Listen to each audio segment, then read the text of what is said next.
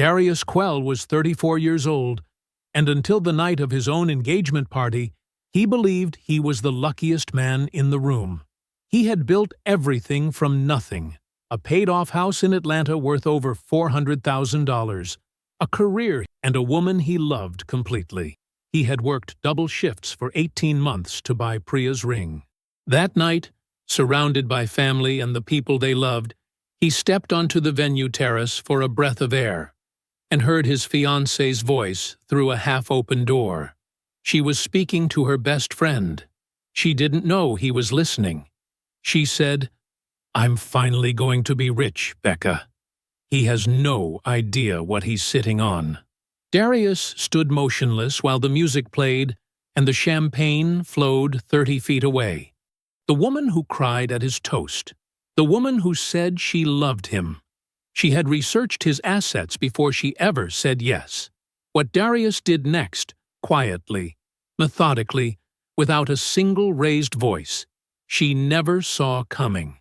Before we jump into the story, comment where in the world you are watching from and subscribe, because tomorrow's story is one you need to hear. The venue was called the Linwood. It sat on the east side of Atlanta, tucked between a row of renovated buildings that had once been warehouses and were now the kind of places people rented for weddings and product launches. String lights ran along the ceiling beams, round tables with white linen. A bar cart near the back wall, staffed by a young man who poured with both hands. The food was real, not the tiny decorative bites that left you hungry, but actual trays of things that filled a plate. Darius Quell had picked the venue himself. He had driven past it twice before booking it, walking the space with the same quiet attention he brought to every structural decision at work. Good bones, right proportions, nothing trying too hard. That was the standard he held for most things. He stood near the far end of the room now, a glass of sparkling water in his hand, watching the party move around him the way a river moves around a stone. Conversations crossed and broke apart. Someone laughed too loud near the bar. Two of Priya's co-workers from the marketing firm were taking a photo near the floral display, angling their chins up just slightly, the way people do when they know what they're doing. Darius noticed all of it. He usually did. He was not the kind of man who announced himself when he walked into a room. At 6 feet even, he carried himself with a stillness that people sometimes mistook for shyness. He was not shy. He was precise. There was a difference. Shy meant you were afraid of what people thought. Precise meant you had already decided that most of what people said wasn't worth a response until you had heard all of it. He had learned that early. Memphis had been a good teacher. His mother used to say, "The loudest person in the room is usually the most scared." She said it without meanness, just as a fact, the way she stated most facts, quietly and only once, because she didn't believe in repeating herself. She was gone now, had been for 11 years. But Darius heard her voice in his head on a regular basis, especially in rooms like this one, where everyone was performing some version of themselves. He was not performing tonight. He was just present, watching, proud. Priya was across the room. She was always easy to find, not because she was loud, but because people arranged themselves around her without realizing they were doing it. She had that quality. Magnetic was the word people used, but Darius thought that was too simple. Magnets were passive. Priya was active in her warmth. She gave people her full attention when she spoke to them, tilting her body toward them slightly, asking the exact right follow-up question, laughing at the right moment and not a second before.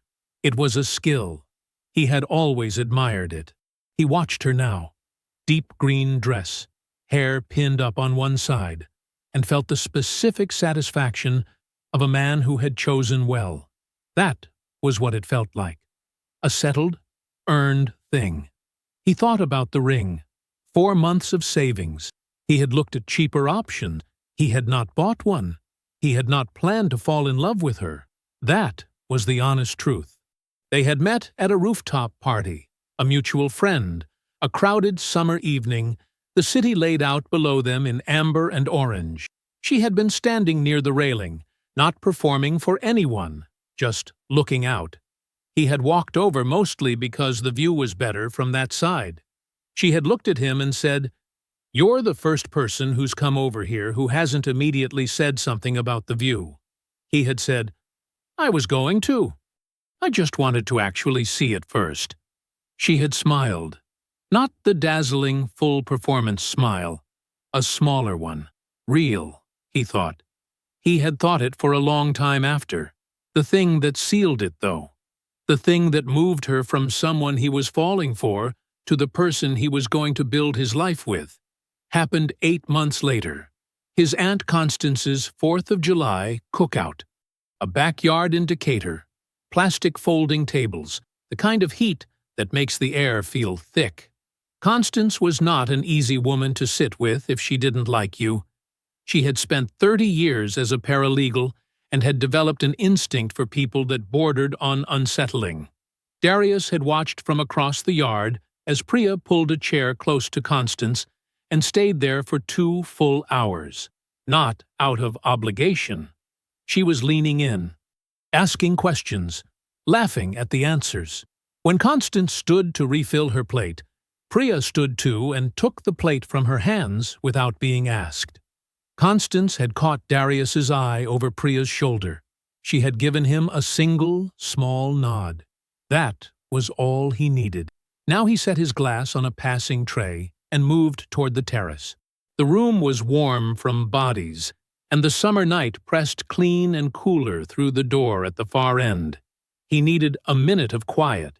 He always needed a minute of quiet in the middle of things. The terrace was a narrow strip of concrete with a low iron railing, overlooking a small courtyard below. The door was glass, and it was half open, held there by a rubber wedge someone had kicked into place to let the air move through.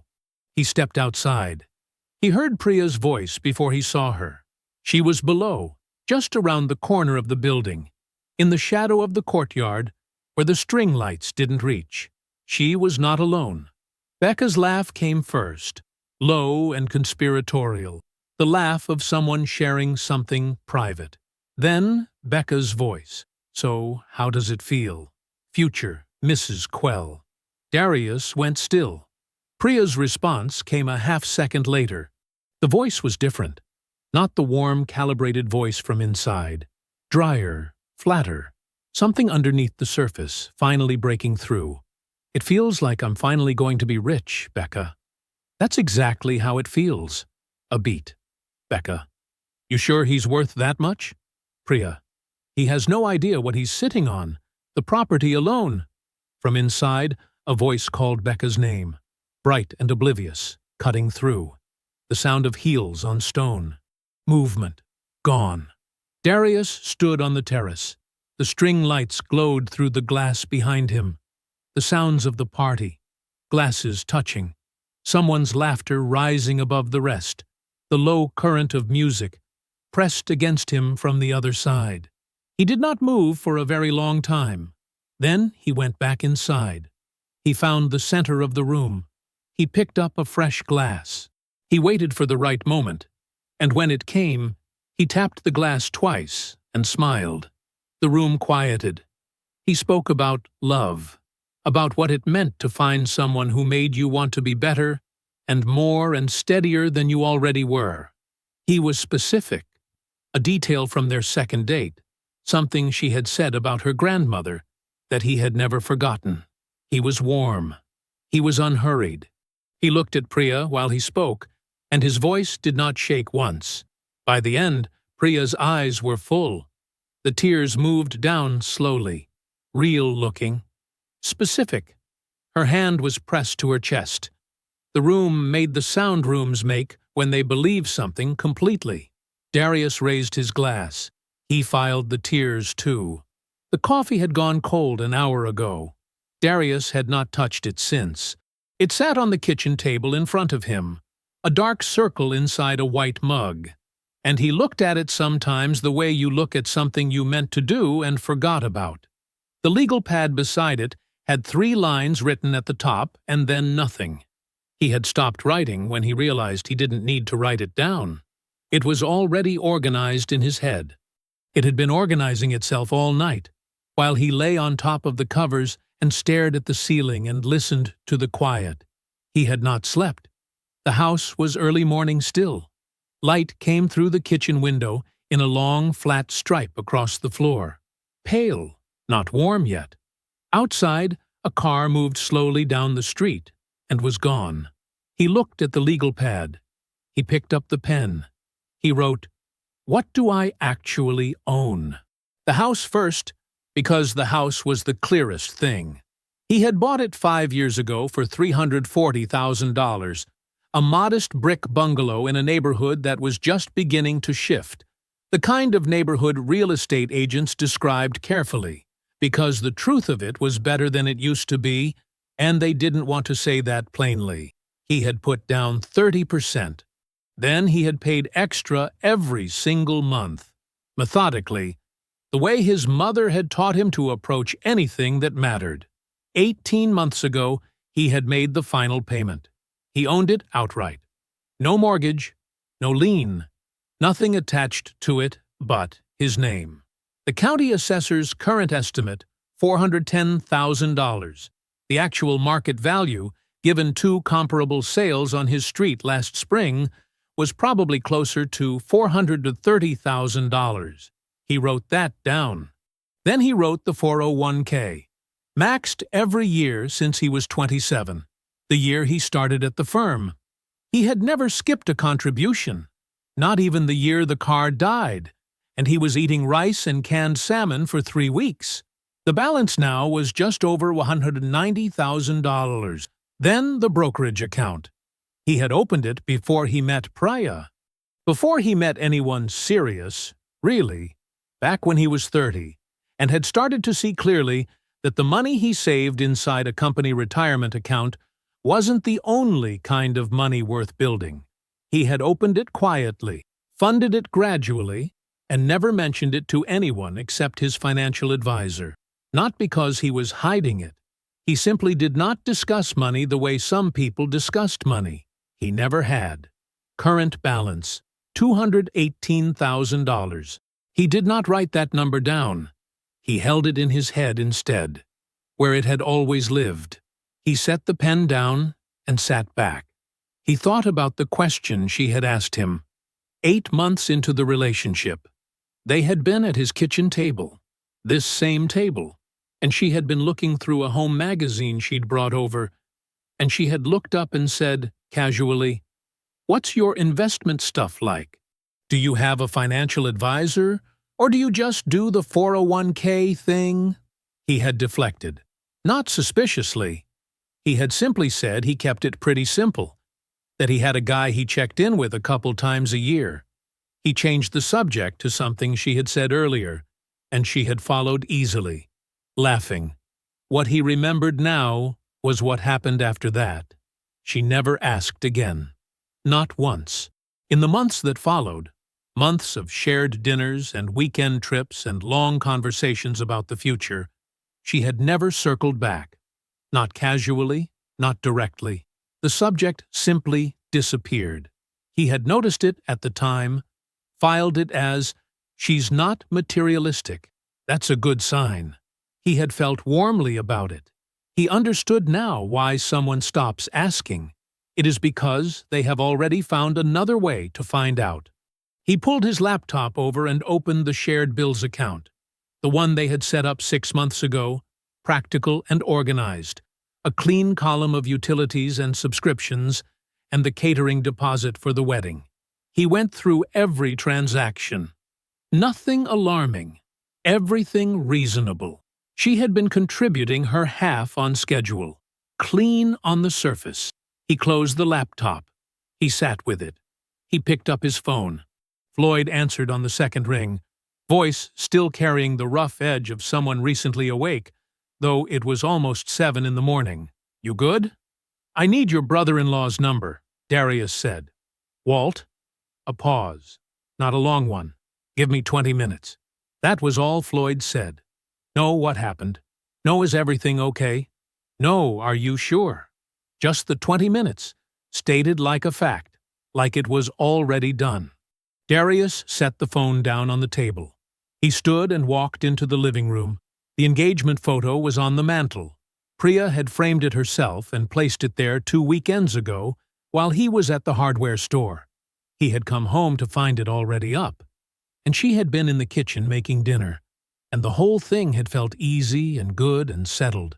He looked at it now. Her face, his face, both of them smiling. He was not angry yet. That was what he noticed, standing there in the quiet morning light of a house he had built and paid for and owned completely. He was not angry yet. He was thinking. The diner was on Moreland Avenue, the kind of place that had been there since before the neighborhood changed and had no intention of changing with it. Vinyl booths the color of dried mustard, a laminated menu with photographs, coffee that came without asking. Walt Briggs was already in a corner booth when Darius arrived. He was a compact man, somewhere in his mid-50s, with the kind of face that gave nothing away. Not unfriendly, just neutral, the way a wall is neutral. He had a folder in front of him and a half-eaten piece of toast, and he did not stand up when Darius sat down. He just looked at him steadily and said, "Do you want to know everything? Or do you want to know enough to make a decision?" Darius settled into the seat across from him. "Everything." Walt nodded once, like that was the answer he expected. He opened the folder. He talked the way Darius liked people to talk, plainly, in order, without decoration. 3 months ago, someone pulled Darius's property records, specifically the deed, the paid-off mortgage documentation, and the full assessed value history going back 7 years. The request had gone through a real estate attorney, a woman with a small office in Buckhead, whose name Darius did not recognize. The request was legal. Public records. Anyone could pull them. But not everyone does, and not everyone thinks to request the mortgage satisfaction document alongside the deed. Whoever pulled them knew what they were looking for. Walt slid a single printed page across the table, a records request log, time-stamped. Darius looked at the date. 3 months ago.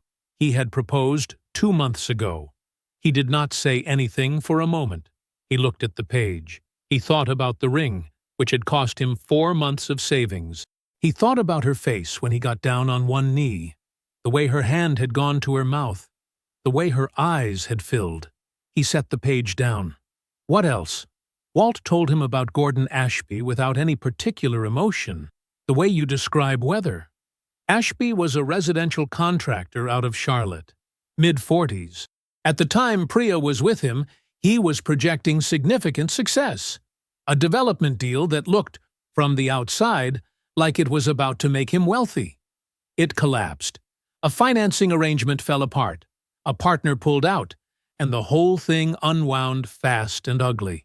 Ashby went from appearing wealthy to visibly not inside of about 8 months. Priya had left before the full collapse became public, but not long before. 6 months later, she was in Atlanta. 8 months after that, she was at a rooftop party in Inman Park, where a mutual friend introduced her to a quiet structural engineer who didn't talk much about his money but owned his home outright and had never missed a retirement contribution in his adult life. Darius thought about that party. He remembered it clearly. The way she had found him in a corner and talked to him like he was the only person on the roof worth talking to. He had thought it was instinct. He had thought it was chemistry. He looked at Walt. "Is that everything?" Walt closed the folder. "That's what I have right now. I can keep going if you want." "Keep going," Darius said. He left $40 on the table and walked out into the gray morning air. He sat in his car for a few minutes. Then he called Aunt Constance. She picked up on the second ring and said his name the way she always said it, like it meant something, like it had weight. He told her. Not all of it, but enough. The records pull, the timeline, Ashby. Constance was quiet the whole time he spoke. That was unusual for her. When he finished, she stayed quiet for another moment, And then she said, "I never trusted that woman. Not one day. You never said anything.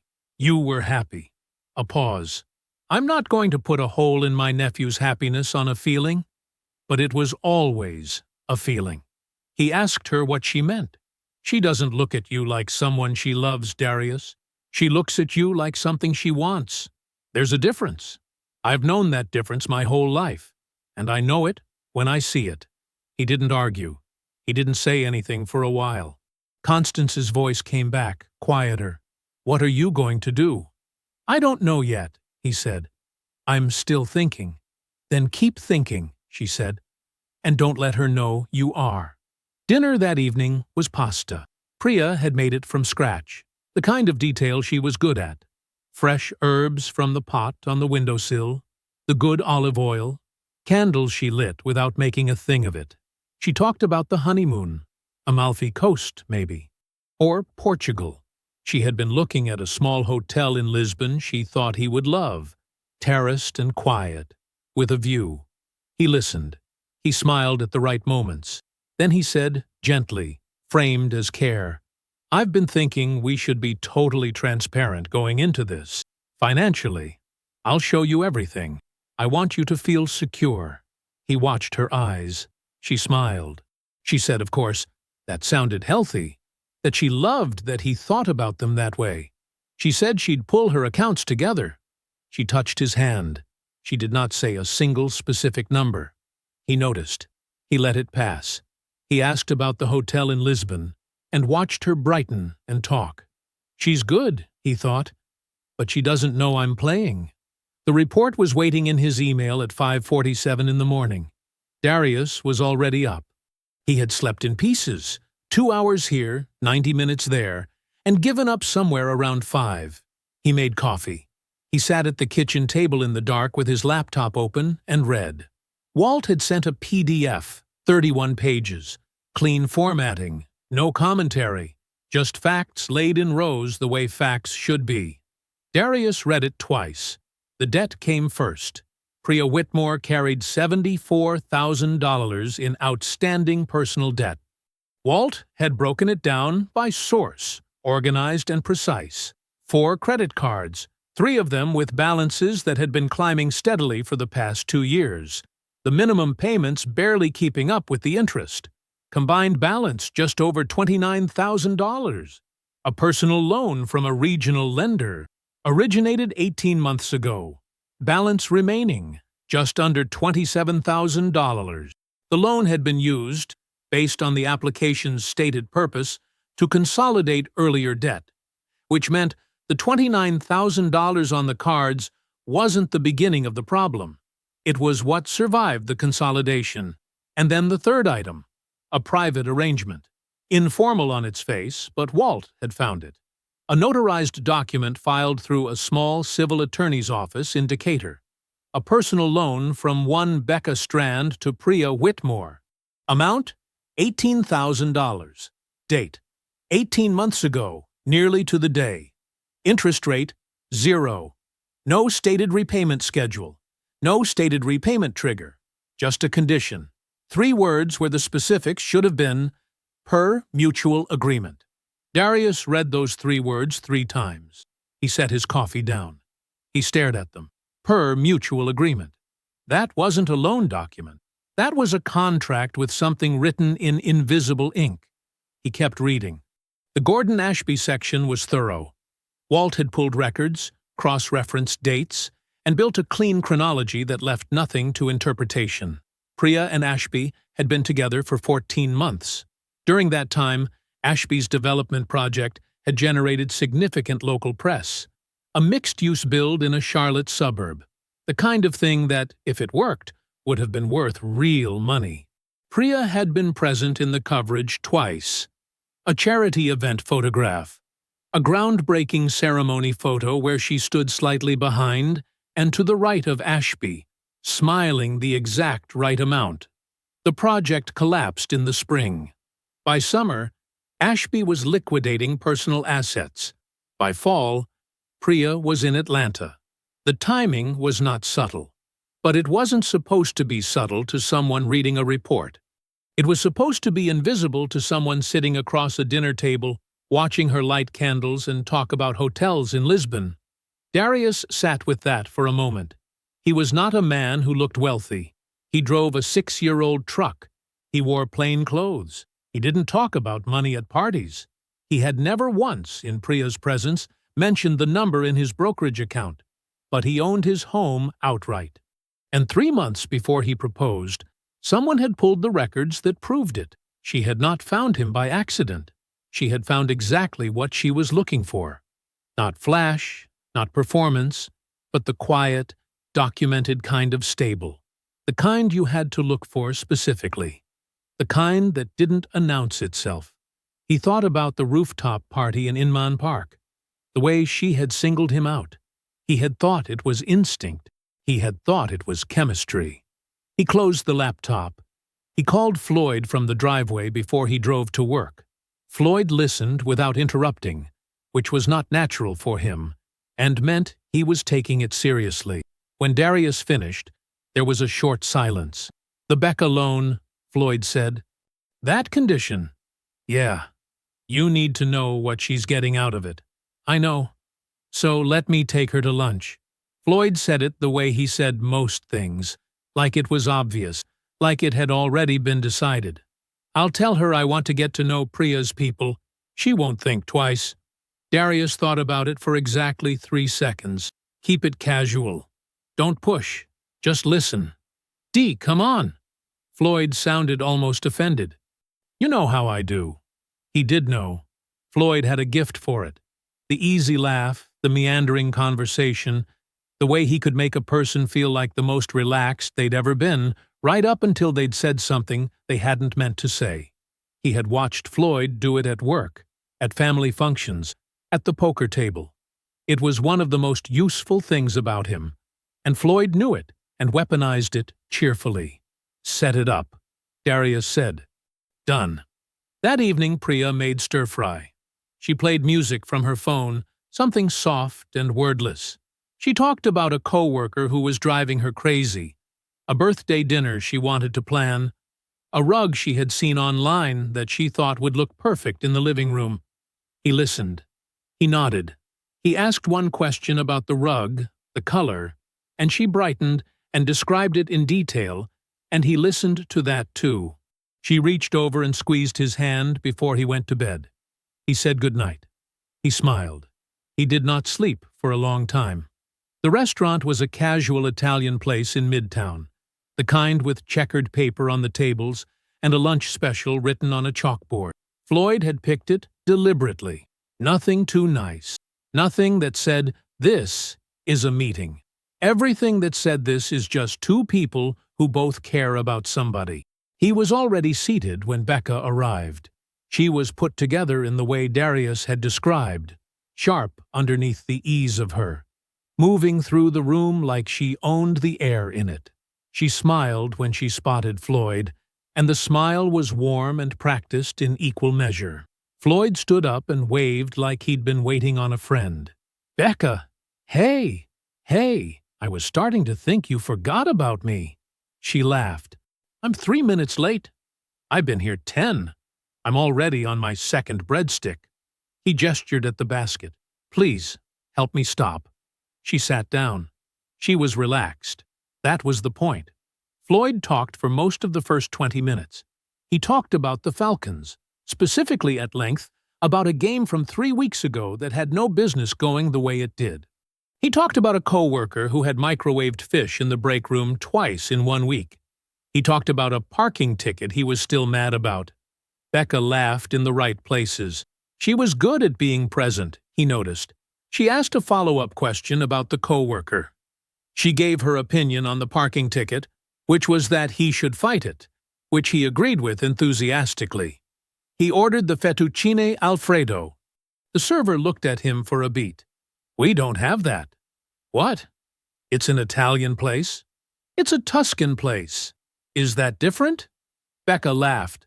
A real one, the kind that caught her off guard. Floyd grinned and ordered the first thing the server pointed to without looking at it properly.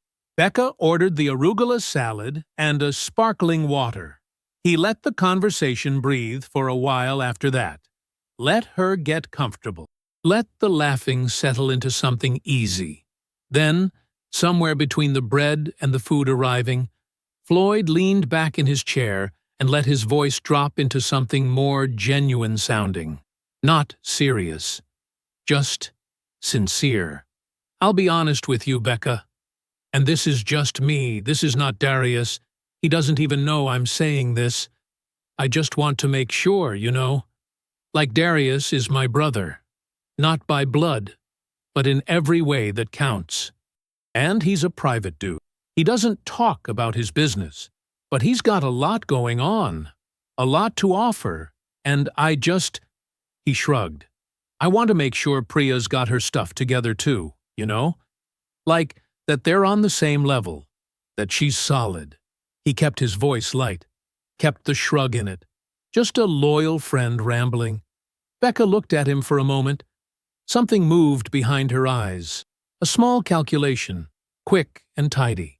Then she smiled. You don't have to worry about that, she said. Priya knows exactly what she's doing. Not, Priya's doing great. Not, she's in a good place. Not anything soft or vague the way reassurance sounds. Priya knows exactly what she's doing. Floyd smiled and said, Good, good.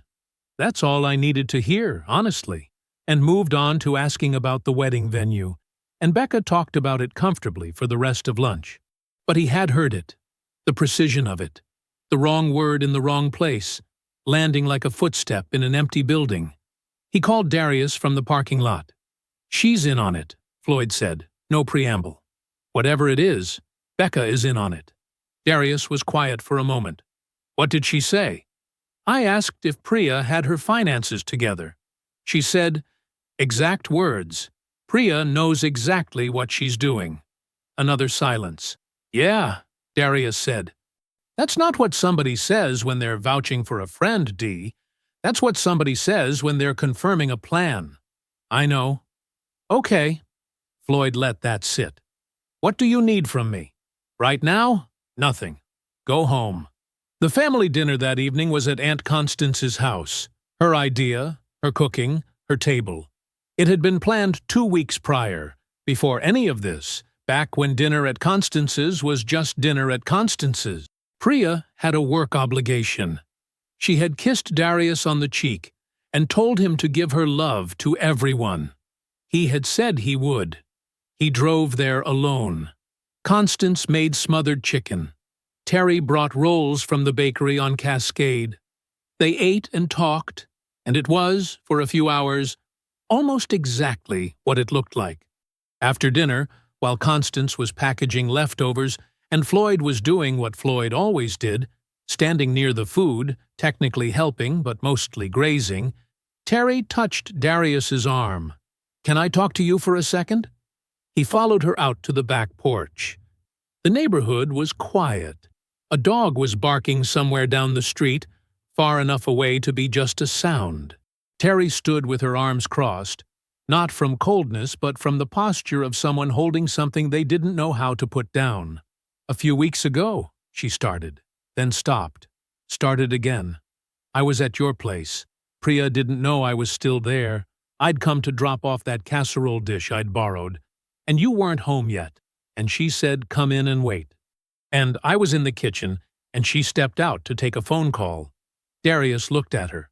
I wasn't trying to listen, Terry said, but the house is quiet, and she didn't go far enough away. And I heard her say, she paused, and he could see she was being careful, making sure she got it right. Once it's done, I'll liquidate what I can, and we'll figure the rest out. The dog down the street stopped barking. I didn't know what it meant then, Terry said. I thought maybe it was something for work, but I kept thinking about it. And now, you did right, Darius said. His voice was even. Telling me. I should have said something sooner. You're saying it now. She looked at him, the way she had looked at him when they were kids, and something was wrong and she didn't know how to fix it. How are you doing this, Darius? How are you just walking around, going to dinners, acting like everything's normal? He looked out at the dark backyard. Constance's rose bushes were just shapes in the low light. "Because I'm not done yet," he said. He drove home an hour later. He pulled into his driveway and turned off the engine and sat there. The house was dark except for the bedroom light upstairs, a warm yellow rectangle against the night. Priya was already asleep. He sat in the parked truck for a long time, hands loose in his lap, looking at the house he had bought with 7 years of careful work. The house she had researched before she ever called him hers. After a while, he got out. He went inside. He moved quietly through the dark and did not turn on any lights. Patricia O'Sea's office was on the 14th floor of a building in Midtown, clean and orderly in a way that felt earned rather than decorated. No clutter, no soft music, just a desk, 2 chairs across from it, and a woman who looked at you like she was already 3 steps ahead of whatever you were about to say. She was 60-something, small, with reading glasses she took on and off as she talked. Aunt Constance had called her the night before. By the time Darius arrived at 8:30 the next morning, Patricia already had a notepad open. "Constance tells me you have a situation," she said. "Yes, ma'am." "Tell me." He told her everything. He did it the same way he did everything, in order, without drama, with specific details where details mattered.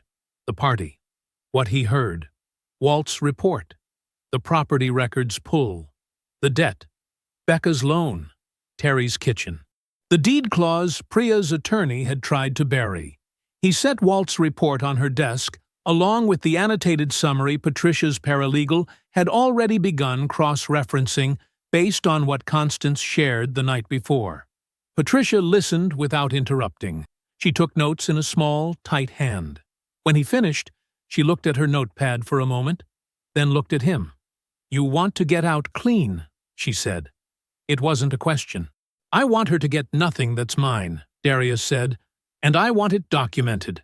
She nodded slowly. "First thing we do is a prenuptial agreement. You propose it to her. Frame it gently. Mutual protection. Both of you going in with your eyes open. Don't make it adversarial. Let it feel like a conversation. And if she agrees, then we watch what she does next," Patricia said. "Because how someone responds to a prenup tells you more about them than the prenup itself ever will." Darius brought it up on a Thursday evening. They were on the couch, Priya's feet folded under her, a cooking show on the television with the sound low. He kept his voice warm, easy. "I've been thinking," he said, "about the prenup thing. I know it's not romantic, and I want you to know it's not about trust. It's just about both of us going in protected. You have your career. I have the house. It makes sense to document things before we combine them." Priya looked at him for a beat. Just one. Then she smiled. The full, open one. "I think that's really mature," she said. "I'm glad you brought it up. I was actually thinking about it too. Too quickly. Too easy." He'd expected at least a little resistance, even performed resistance, something that looked like emotion working through itself. There was none. "We can have our attorneys handle it," he said. "Keep it simple." "Absolutely," she said, and turned back toward the television and reached over and laced her fingers through his. He left his hand where it was. He kept his face where it was. The 10 days that followed were instructive. Priya didn't fight the prenup. She redirected around it. The asks came in gently, spaced out, framed in the language of togetherness. First, it was the deed. "I was talking to a friend who said that co-ownership before the wedding actually protects both of us. Like, it builds equity together from the start, instead of starting the clock at the ceremony. Doesn't that make more sense?" She said it over breakfast, light and practical, like she was sharing something she'd just read. Then it was the investment account. "I've been thinking about how we're going to build wealth as a unit. Shouldn't we have something that's ours from the beginning? A joint account we're both contributing to?" Each time Darius listened, he nodded in the right places. He said, That makes sense. Let me run it by Patricia so we get it structured right. And each time, nothing moved. Patricia called him on a Tuesday. Her voice, always measured, had something underneath it he hadn't heard before. Not alarm. Something closer to controlled distaste. Her attorney submitted supplemental paperwork, Patricia said. Proposed amendments attached to the prenup framework. I need you to come in. He was in her office the next morning. She had the documents laid flat on the desk. She'd gone through them with a fine-tooth comb. He could see the margin annotations in red, precise and dense. She walked him through it methodically. The language in the standard sections was boilerplate, clean, nothing remarkable. It was page 9 that changed things. A single clause, buried in a subsection about spousal financial rights. It established that in the event of irreconcilable financial disagreement, either party, if listed as a co-owner of shared property prior to marriage, retained independent liquidation rights regardless of marital status at the time of the disagreement. Patricia let him finish reading. Then she took off her glasses and set them on the desk beside the papers. "Son," she said, "this isn't a prenup." She looked at him directly. "This is an acquisition document." He drove home in silence. The city moved past the windows the way it always did, busy and indifferent. Priya had made dinner. He could smell it from the front door. Something with garlic. Something warm. The dining room table was set with candles, 2 low flames cutting against the dark of the evening. She brought the food out as he set down his keys, and she was already talking, easy and affectionate, telling him about her day. Something funny her co-worker had said. She sat down across from him. She reached across the table and took his hand in both of hers and looked at him with those warm, specific eyes. "I love you," she said. "I can't wait to build our life." He looked at her. He kept his face exactly where it needed to be. He thought about the clause on page 9. He thought about how long it took to write something like that. How many conversations. How many decisions. He thought about how good she was at this. And he decided, quietly and completely, that it was the last performance she would ever give, at his expense. He squeezed her hand once. He said, "Me too." That night, after she was asleep, he sat at the kitchen table with a legal pad and a pen. He began to build his response. He was up before 5. The legal pad had 7 pages of notes by the time the sun came up. Clean lines, numbered. Each item connected to the next, the way load-bearing structures connect. Nothing decorative, nothing wasted. He called Patricia at 7:15. She picked up on the second ring. "I need 3 documents prepared," he said. "Sealed until I say otherwise. Tell me what you need." He walked through it. First, a formal revocation of every pending deed amendment request. Anything Priya's attorney had submitted. Anything in draft. Anything that touched his property. Killed completely. Second, a new prenuptial agreement. Ironclad. Written by Patricia's hand alone, with no room for supplemental clauses or buried provisions. His assets listed precisely. His protections absolute. Third, a dissolution framework. A clean, documented separation structure, ready to execute when he said the word. Patricia was quiet for a moment. He could hear her writing. "Give me 48 hours, she said. "Take 72. I need it right." "It will be right," she said. "It always is." He hung up and moved to the second item on the list. His financial advisor, Marcus, had known him for 6 years. Darius had never called him before 8 in the morning. He called him at 7:40. He kept it simple. He explained what he needed, not why, just what. The brokerage account restructured. Beneficiary designations reviewed and updated. Both accounts moved into configurations that were fully his, fully documented, and completely impervious to the language in the clause on page 9 of Priya's submitted paperwork. Nothing hidden. Nothing illegal. Just clean and closed and his. Marcus asked 2 questions, got 2 answers, said he could have it done by end of day. "Thank you," Darius said. "You good?" Marcus asked. "Getting there," Darius said, and ended the call. He texted Floyd at 8. "Need your phone for 10 minutes. Bring it to the office." Floyd was at his desk when Darius arrived. He handed the phone over without a word, without a question, the same way he'd handed over Walt's number 3 weeks ago. That was Floyd. Never needed a full explanation when half of one would do. Darius walked to the small conference room at the end of the hall, empty at this hour. He closed the door. He dialed Becca's number from memory. He'd looked it up 2 days ago and let it sit there, waiting. She answered on the third ring. Her voice was casual, a little distracted. "Hello?" "Becca," he said. "This is Darius." Silence. Not the silence of confusion. The silence of a person who has just had their footing taken out from under them. He didn't rush it. He let it sit for a second. "I know about the loan," he said. "I know what the condition was. I want you to know that." He hung up.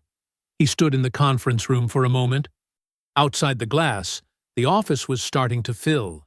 Keyboards, voices, the low hum of a normal day beginning. He looked at Floyd's phone in his hand. The call had lasted 18 seconds. He walked back out and set the phone on Floyd's desk. Floyd looked up at him. Darius nodded once. Floyd turned back to his monitor. The fourth call was the easiest one to make, and the hardest one to think about. Priya's mother, Nalini, answered on the second ring. Her voice was warm the way it always was, unhurried, a little lilting, the kind of warmth that had nothing to do with strategy. She had always been genuine with him. He had always liked her for it. "Darius, Beta, good morning." "Good morning, Auntie." He settled into the name naturally. She had asked him to use it 6 months ago. "I've been thinking about something. Before the wedding, I'd love for both families to sit down together. Something formal. Dinner. Everyone present. I want to do this right. Honor it properly." He could hear the smile in her voice before she said a word. "Oh, Darius, that's... yes. Absolutely yes. Priya's father will love that. When were you thinking?" They landed on a Saturday 2.5 weeks out. She said she would handle her side. He said he would handle his. "You are a good man," Nalini said. "She is lucky." "I'll see you soon, Auntie," he said. He sat in his car in the parking deck for a moment after he hung up. He did not move. He just sat with it. What that call meant. What it was setting in motion. What it was going to cost a woman who had done nothing wrong and would find out something terrible in front of the people she loved most. Then he picked up his bag and went to work. That evening he drove to Aunt Constance's house. Her kitchen smelled like it always did. Something cooked down slow, a little sweet, deeply familiar.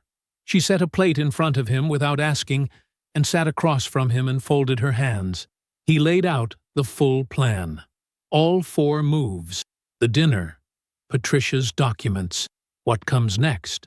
He went through it in order, the same way he'd gone through it for Patricia, the same way he went through everything, clean, sequenced, nothing wasted. Constance did not interrupt him once. When he finished, she was quiet for a long moment. She looked at her folded hands, then at him. "You're your mother's child," she said. Her voice was steady, but something moved underneath it.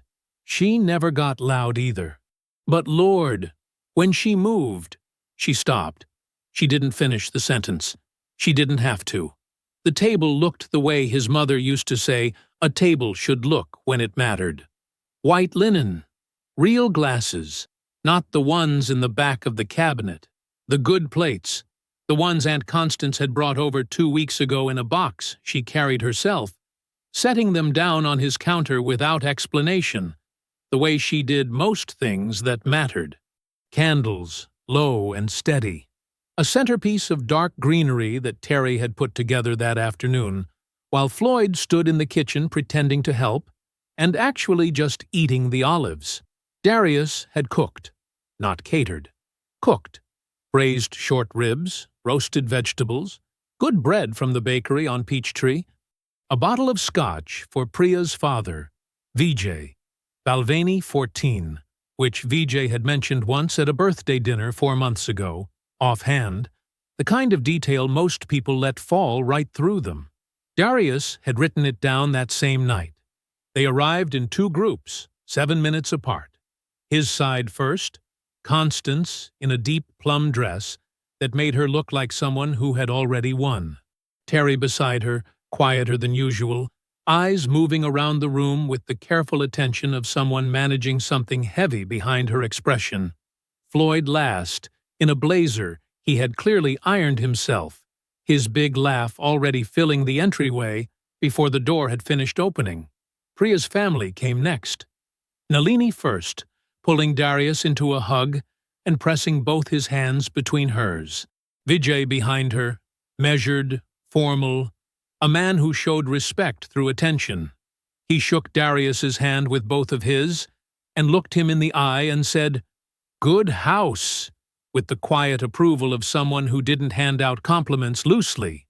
Becca came in last, behind Priya.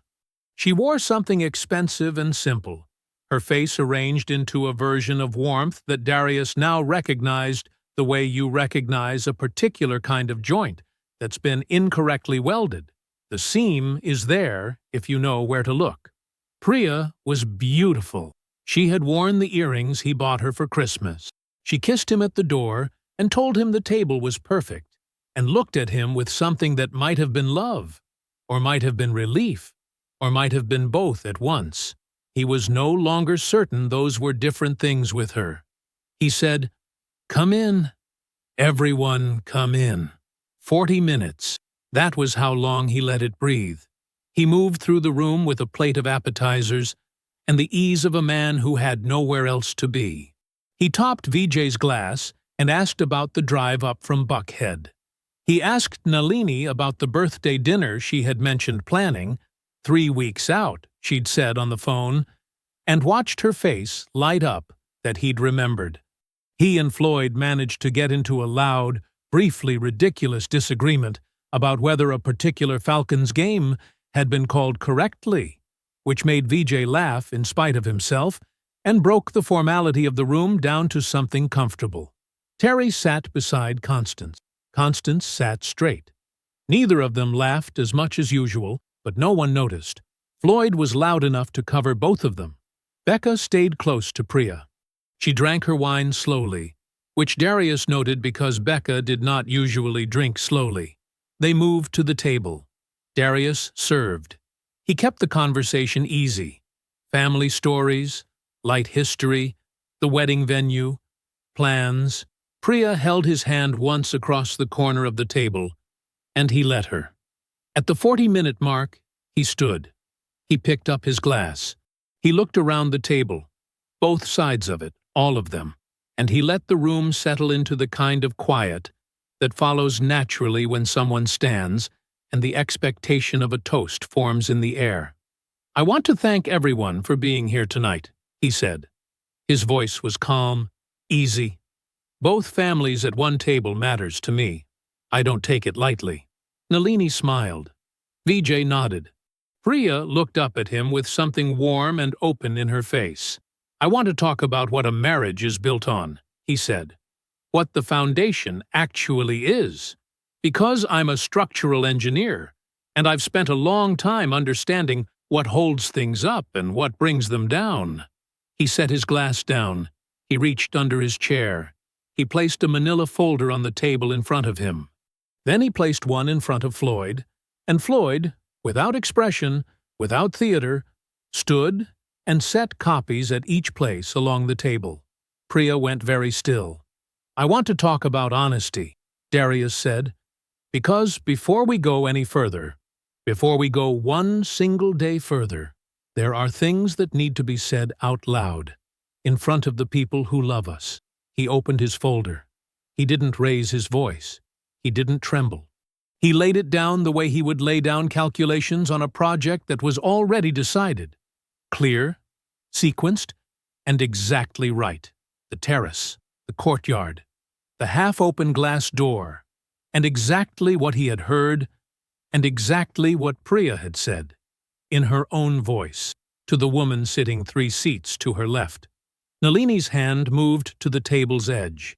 He continued, Walt Briggs, public records. The deed pulled 3 months before the proposal. The paid-off mortgage documentation.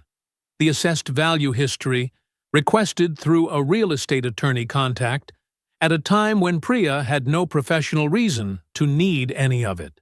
Vijay looked down at the papers in front of him. He began to read. He continued.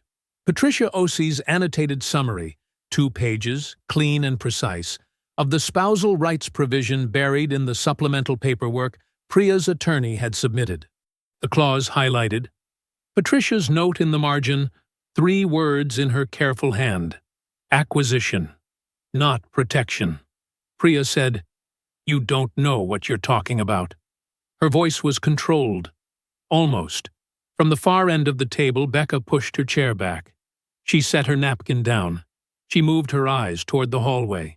Floyd was already at the door. He hadn't said a word.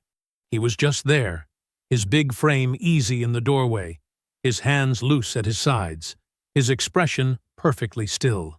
Sit down, Becca, Darius said. It was not a request. Becca sat down. Nalini put her hand over her mouth. Vijay set the papers down slowly. He looked at Priya. He looked at her the way a man looks at someone he does not recognize, not with anger, not yet, but with the particular stillness of a person trying to locate something familiar in a face that is suddenly new. Priya said, louder this time, Darius, these are documents you don't understand. You're reading them out of context, and your attorney submitted a deed amendment clause specifically designed to survive marital dissolution, he said. Patricia Ose explains it on page 2. The language is on page 2. I'm not reading it out of context. I'm reading it exactly as it was written. Vijay picked the pages back up. He turned to page 2. The room held its breath. Darius looked at Priya. I know about the $18,000 loan from Becca, he said. I know the condition attached to it. I know about Gordon Ashby. I know about the account restructuring you planned for 6 months after the wedding. I know all of it, Priya. A beat. I've known for weeks. The silence that followed was absolute. The candles burned low and steady. Nobody moved. Priya's warmth left her face the way heat leaves a room when a window opens in winter. Fast. Completely. What replaced it was not anger. It was something harder than that. Something practiced. You're being paranoid, she said. Her voice was level, smooth. You found some paperwork you don't understand? You let your aunt and your friend fill your head with... The clause is on page 2, Darius said. Theories. And now you're humiliating me in front of my parents. Her chin lifted slightly. In my own house. My house, he said. He said it without heat. Just a fact. A load-bearing fact. I am standing in front of people I love, Priya continued, her voice gathering something that sounded almost like indignation. Being accused of what, exactly? Being smart about finances? Understanding what I was marrying into? That's not a crime, Darius. That's not... Your attorney submitted a spousal rights provision designed to survive marital dissolution, he said. That is on page 2. The language is highlighted. Patricia's note is in the margin. He did not look away from her. I'm not accusing you of being smart about finances. I'm showing everyone in this room what you did with that smartness. Vijay set his glass down. He had not spoken since he'd read the first page. Now he looked at Priya across the table, not with fury, but with the fixed, careful expression of a man doing something precise with his face, so that the thing underneath it does not come out wrong. Let me see the second page, he said. Daddy? Priya. Just her name. Quiet as a closed door. She stopped. He picked up page 2. He read it. He turned the page over as if checking for something on the back, and then he turned it right side up again and read it a second time. His eyes moved slowly across Patricia's 3-word margin note. Acquisition, not protection. He set the page down on the table in front of him, flush with the edge, perfectly straight. The way a man sets something down when he needs his hands to be empty. He looked at his daughter. "What happened to you?" His voice was barely above a whisper. That was the thing that made it land the way it did. Not volume, not sharpness, just those 4 words, and the sound of a father who genuinely did not know the answer. Nalini made a sound beside him that was not quite a word. Priya's jaw tightened. She looked away from her father and then back, her eyes tracking across the room for somewhere to land. Becca cleared her throat. "I think," she said, with a small, careful laugh, "everyone is making this bigger than it needs to be. Priya is a smart woman who was protecting herself financially. Honestly, that's business savvy. That's what any smart person does when there's significant—" "Becca." One word, from Constance, from the far end of the table, where she had sat perfectly still for the last 20 minutes, with her hands folded and her spine straight, and her eyes seeing everything. Becca stopped talking. Constance looked at her directly, not with cruelty, with something more settled than cruelty. "You lent that girl money to help her trap a man who worked 16-hour days and grew up with nothing. A beat. Don't call that savvy." Becca looked down at her plate. She did not speak again. The candles had burned lower. The room was very quiet. Then Priya's breath caught, a small sound, almost involuntary, and when Darius looked at her, her eyes were wet. Real tears. He had seen them before. They were always real. That had never been the thing in question. "I was scared," she said. Her voice broke around the edges, just enough. "You don't know what it's been like. The debt, I've been carrying it for years, and I didn't know how to tell you, and I panicked, and I made choices that I knew were wrong, but I was so tired of being afraid of money, Darius. I was so tired." She pressed her fingers to the corner of her eye. "I love you. I do. Whatever you think about all of this, I need you to know that." The room waited. Darius was quiet for a moment, not hesitating, thinking. "I believe you were scared," he said finally. "The debt is real. That fear was real. I believe that." She looked up at him. "I also believe you knew exactly what you were doing." His voice did not waver. "Both things can be true." He reached into the inside pocket of his jacket. He set the ring box on the table. The velvet was dark against the white tablecloth. He did not push it toward her.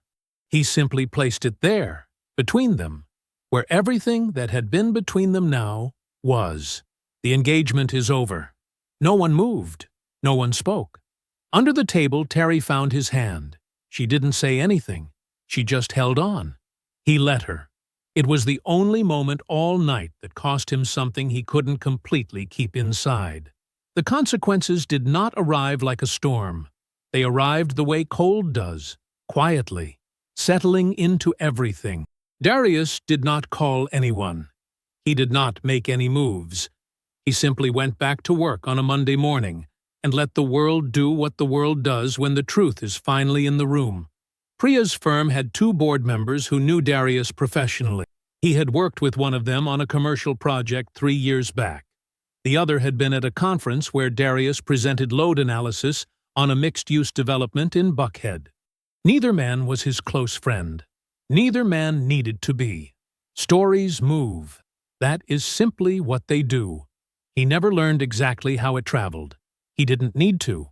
What he knew was this. Within 3 weeks of the dinner, Priya was no longer leading the Harmon account. Within 5 weeks, she was not in the building at all. Not fired in a loud, dramatic way. Just quietly moved to the outside of things, the way you move a piece of furniture that no longer fits the room. In her field, trust was the whole job. Once it was gone, the job followed it out the door. He felt nothing in particular about that. He had not arranged it. It had arranged itself. Becca's $18,000 was simply gone. Walt's contact confirmed what Patricia had already suspected.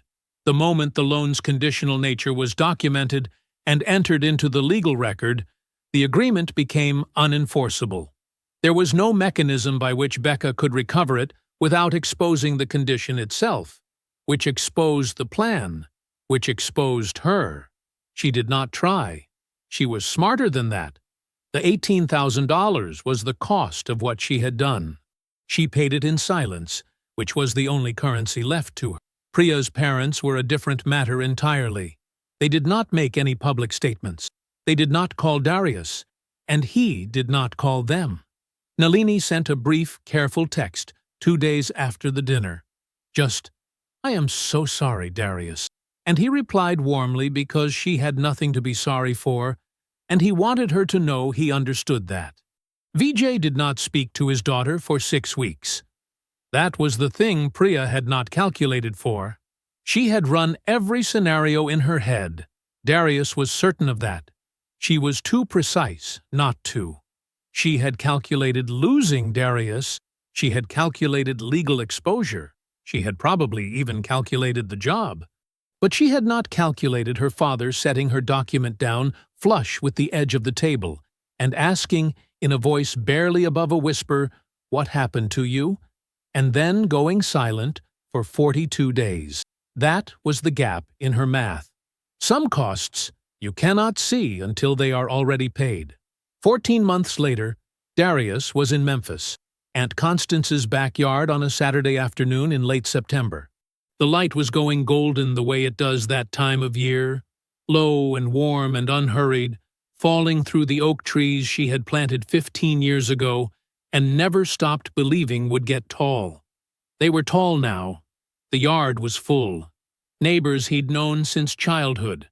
Cousins he only saw at events like this. Terry was there with Marcus, her husband of 8 months, the two of them standing near the back fence in the easy, unhurried way of people who are simply glad to be somewhere together. Floyd was at the grill. Of course Floyd was at the grill. He was holding a spatula and gesturing confidently at something that was producing a concerning amount of smoke, and when Terry pointed at it, he said, loudly and without any doubt whatsoever, "It's fine." This is called searing. It was not fine. It was clearly not fine. Darius watched Constance's neighbor quietly move her paper plate to the other side of the picnic table and smiled into his cup. He was sitting in a lawn chair near the edge of the patio, plate balanced on his knee, half listening to the yard and half inside his own head, the way he sometimes got at gatherings. Not unhappy, just still. The promotion had come through 11 weeks ago. Senior Project Lead. A title he had been building toward for 3 years in increments so small that most people around him had not tracked the progress. He had not told Priya about it because it was not finalized, and he had learned early in life not to announce what was not yet real. He had also not told her because something in him, even before the party, had kept certain things quietly his own. The Nashville partnership was newer, a black-owned development firm with a project in East Memphis that needed a structural engineer who understood the neighborhood. He had said yes before they finished the sentence. It was the most excited he had been about work in years, maybe ever.